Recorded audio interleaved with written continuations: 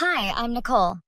I'm 28 years old, and up until 6 months ago, I thought I had my life figured out. I was close with my dad, worked as a graphic designer, and had a pretty normal relationship with my stepmom, Barbara. Or at least I thought I did. "Nicole, honey, can you pass the salt?" Dad asked during one of our Sunday dinners. I handed it over, watching him sprinkle it on his mashed potatoes. Barbara sat across from us, picking at her food. Your father and I updated our estate planning last week," Barbara said, her voice casual. Too casual. "Oh, yeah?" I glanced at Dad. "Everything okay?" "Everything's fine, sweetheart," Dad assured me. "Just making sure everything's in order. You and Jake will be taken care of, no matter what." "Dad, you're only 62. You're not going anywhere anytime soon." He laughed. "I know, but it's important to plan ahead. Barbara and I went to see Leonard Chen. You remember him, right? Our accountant?" "Of course I remember Mr. Chen." Barbara's fork clinked against her plate. "We just wanted to make sure everything was updated properly. Your father has been so generous." Something about her tone bothered me, but I shook it off. 3 months later, Dad had a massive heart attack. He died before the ambulance arrived. The funeral was a blur. My younger brother Jake and I were devastated. Barbara played the grieving widow perfectly, but something felt off about the way she kept checking her phone during the service.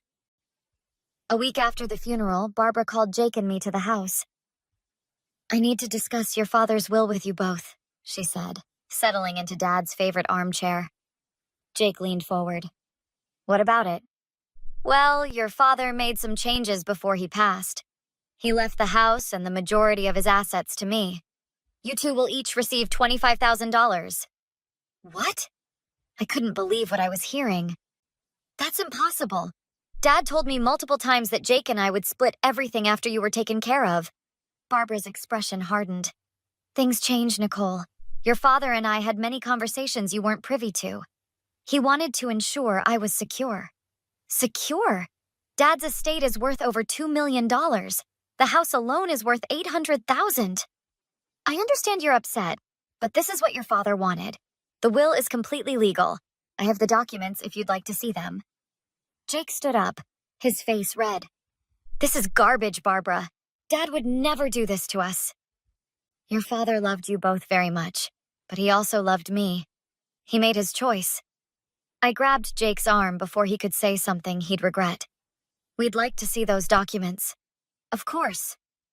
Barbara pulled out a folder from the side table, like she'd been ready for this.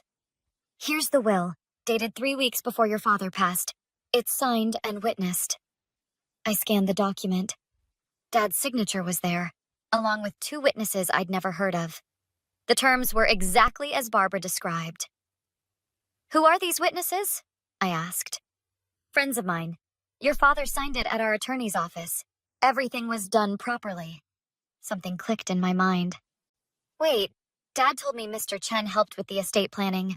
This says the attorney was Gerald Murphy." "Who's that?" "My personal attorney. Your father and I decided to use him instead. Is there a problem?" "Yeah, there's a problem. Dad specifically mentioned Mr. Chen helped with this stuff just 3 months ago at dinner.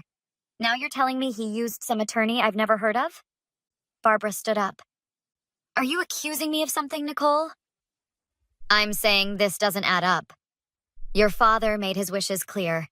If you want to waste your inheritance on legal fees trying to contest this, that's your choice. But I assure you, everything is legitimate." After Barbara left the room, Jake turned to me. "Nick, what do we do?" "We call Mr. Chen tonight." Mr. Chen agreed to meet us the next morning at his office.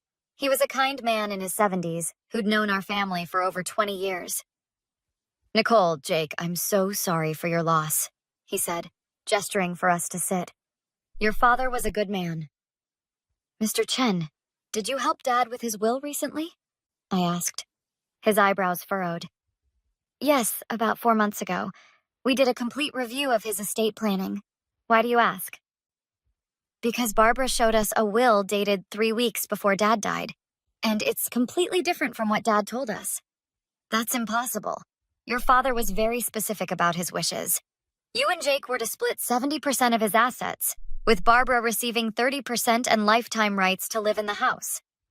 Jake leaned forward. That's what we thought. But this new will gives Barbara everything except $50,000 total for us. Mr. Chen's face darkened. Let me see this document. I handed him the copy Barbara had given us. He studied it carefully, his frown deepening. This signature doesn't look right, he said finally. I've seen your father's signature on hundreds of documents. The spacing is off, and he always made a specific loop on the M in his last name. This one doesn't have it. So you think it's forged? I can't say for certain, but I'm highly suspicious. And these witnesses, I don't know them. Your father would have told me if he was making changes this significant. We spoke regularly. What do we do?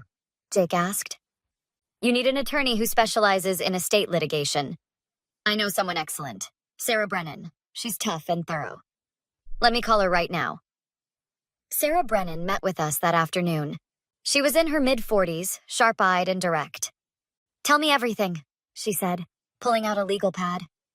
I explained the situation, including Dad's conversation about estate planning with Mr. Chen. Did your father have any health issues that might have affected his judgment? Sarah asked. No, he was completely healthy until the heart attack. He was sharp as ever. And you never met this attorney, Gerald Murphy? Never even heard the name until Barbara showed us the will.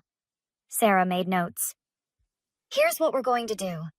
First, I'll request the original will from Barbara's attorney.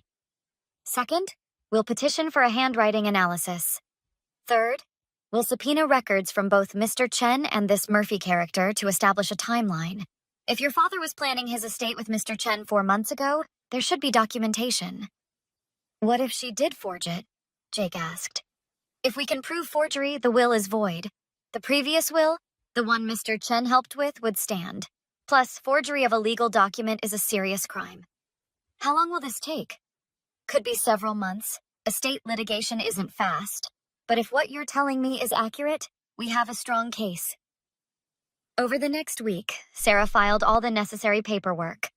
Barbara's response came through her attorney. A smug letter denying all allegations and threatening to countersue for harassment. Then Sarah got the handwriting analysis back. Nicole, Jake, you need to see this, she said during our next meeting. The forensic document examiner found significant discrepancies between your father's known signature and the one on this will. He's 90% certain it's a forgery. 90%? I asked. In court, that's damning. Combined with the timeline issues and Mr. Chen's testimony, we have enough to proceed. But there's more. I contacted the witnesses listed on the will. One of them admitted Barbara paid him $500 to sign as a witness. He never met your father. Jake slammed his hand on the table. I knew it! She completely fabricated this! We're filing criminal charges along with contesting the will, Sarah said. This isn't just about your inheritance anymore. Barbara committed fraud and forgery. She's going to face serious consequences. The court hearing was set for 3 weeks later. Barbara arrived with Gerald Murphy, looking confident. That confidence evaporated when she saw Mr. Chen and the handwriting expert sitting on our side. The judge reviewed the evidence systematically. When the handwriting expert testified, Barbara's face went pale. Your Honor, I've analyzed over 50 samples of the deceased's signature, the expert explained. The signature on this contested will shows clear signs of simulation. Someone attempting to copy the signature rather than producing it naturally. The pen pressure is inconsistent, and several characteristic features of Mr. Foster's genuine signature are missing. Murphy jumped up. Your Honor, this is speculation. It's scientific analysis based on 30 years of experience, the expert countered. I'm prepared to stake my professional reputation on this conclusion. After the expert stepped down, Mr. Chen took the stand. Mr. Chen, when did you last discuss estate planning with Mr. Foster? Sarah asked. 4 months before his death. We spent 2 hours reviewing everything. He was very specific about ensuring his children were the primary beneficiaries. Did he mention making any changes? No. In fact, he said, and I quote, I want to make sure Nicole and Jake are set. Barbara will be fine, but my kids come first. He was adamant about that. Barbara whispered frantically to Murphy. He stood again. Your Honor, My client has maintained from the beginning that this will was executed properly. Your client's witness admitted to accepting payment to sign a document he never witnessed, Sarah interrupted. That's not proper execution. That's fraud. The judge turned to Barbara. Mrs. Foster, would you like to testify on your own behalf? Barbara stood slowly. She looked directly at me, and I saw calculation in her eyes. Your Honor, I think there's been a terrible misunderstanding. Yes, I asked my friends to sign as witnesses, but only because we were in a hurry. My husband was very sick. He wasn't sick, I said loudly. He had a heart attack. There was no warning. The judge frowned. Mrs. Foster, continue. I just wanted to make sure I was protected. After everything I did for that family. Everything you did? Jake stood up. You married our dad 5 years ago. We've known him our whole lives. Sit down, young man, the judge ordered. Mrs. Foster, do you have any evidence that your husband actually signed this will? Barbara's composure cracked. He did sign it. I was there. But you weren't listed as a witness, were you? Sarah pressed. In fact, none of the witnesses actually saw Mr. Foster sign this document, did they? I don't have to answer that. Actually, you do. This is your testimony. Murphy put his hand on Barbara's arm, but she shook him off. Fine. Yes, I had someone help me with the signature, but I deserved that money. I spent 5 years taking care of him, putting up with his kids questioning everything I did. That money should have been mine. The courtroom went silent.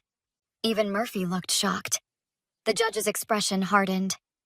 Mrs. Foster, are you admitting to forging your husband's signature on this will? Barbara seemed to realize what she'd done. No, I didn't mean... I'm nullifying this will immediately.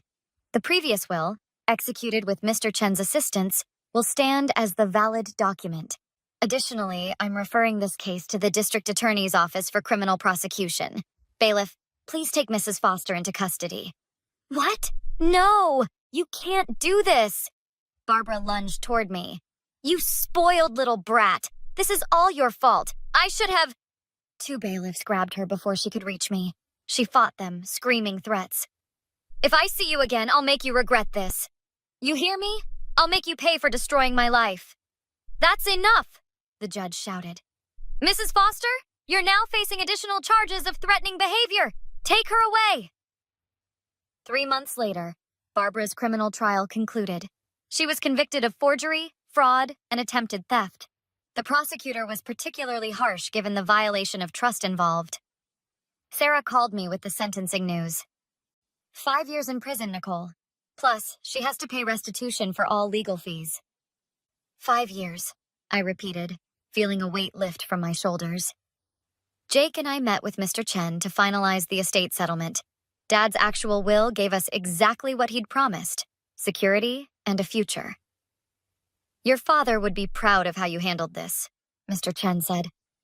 You didn't just fight for money. You fought for the truth and for his true wishes to be honored. Thanks, Mr. Chen. That means a lot. A week after sentencing, Barbara's attorney contacted Sarah requesting a meeting. Barbara wanted to apologize. Absolutely not, I told Sarah immediately. I thought you'd say that, but I'm required to convey all requests. Tell her attorney that Barbara made her choices. She forged my father's will, stole from his children, and threatened me in court. There's nothing she can say that I want to hear. The attorney persisted, sending letters to both Jake and me. Barbara's message was full of excuses. She was scared. She felt insecure. She made mistakes. I called Jake to discuss it. Are you even considering meeting with her? He asked. No, but I wanted to make sure you weren't either. Nick, she tried to steal Dad's legacy from us. She forged legal documents and lied to our faces. Then she threatened you in court. Why would I ever want to hear her excuses? Exactly. I'm writing to her attorney today, making it clear that neither of us wants any contact with her. Ever. Good. Dad trusted her, and she betrayed that trust in the worst possible way. Some things don't deserve forgiveness. I drafted a formal letter through Sarah. Miss Foster attempted to defraud my brother and me of our father's estate through forgery and fraud. She showed no remorse until facing legal consequences. Her apologies now are motivated by self-interest, not genuine regret. Neither my brother nor I have any interest in contact with her, now or in the future. This decision is final. Sarah approved it. Short, clear, and legally sound. This should end the contact attempts. It did. Barbara stopped reaching out. 6 months after the trial, Jake and I scattered Dad's ashes at his favorite fishing spot. It was just the two of us, exactly as he would have wanted. Think he knew Barbara was trouble? Jake asked. I think he trusted people too easily, but he also trusted us to do the right thing when it mattered. We did, didn't we? Yeah. We honored his actual wishes, not someone's forgery. That's what matters. We stood in silence for a moment, watching the water. You know what's funny? Jake said. Barbara thought she was so smart, but she forgot one thing. What's that? Dad raised us to fight for what's right. She never stood a chance. I smiled. No, she really didn't. Moving forward wasn't about the money, though financial security helped. It was about standing up for Dad's memory and ensuring his true wishes were honored. Barbara's betrayal was calculated and cruel, but justice prevailed. Sometimes people show you who they really are when there's something to gain. Barbara chose greed over integrity, and she paid the price. No amount of apologies could undo what she'd done, and we weren't obligated to pretend otherwise. What do you think? Should Nicole have accepted Barbara's apology? Have you ever dealt with betrayal from someone your family trusted? Share your thoughts in the comments, and don't forget to like and subscribe for more true stories about standing up against injustice.